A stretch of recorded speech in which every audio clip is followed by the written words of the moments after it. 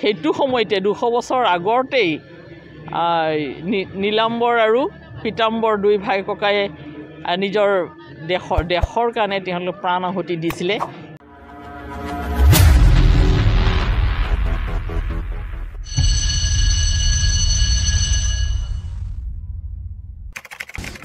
নমস্কাৰ, মই বনুমতী কুৰ্মী, চাহ জনজাতি জাতীয় সন্মিলনৰ শোণিতপুৰ জিলাৰ অধ্যক্ষা হওঁ আৰু সদৌ অসম লেখিকা সমাৰোহ সমিতিৰ মই প্ৰধান সম্পাদিকা হয়। আজি ভক্তা কুটুম সমাজৰ সভাত আহি ভাল লাগিলে। আচলতে সমাজ এনেইতো চাহ জনজাতি আৰু আদিবাসী বুলি ক'লে এটা বৃহৎ সমাজ, কিন্তু সমাজবিলাকক উন্নয়ন কৰিবৰ কাৰণে এই শতাধিক জাতিগোষ্ঠীয়ে নিজা সমাজ ব্যৱস্থা কৰি এই উন্নয়নৰ ব্যৱস্থাটো কৰিছে। এইটো মানে খুব ভাল লক্ষণ, কাৰণ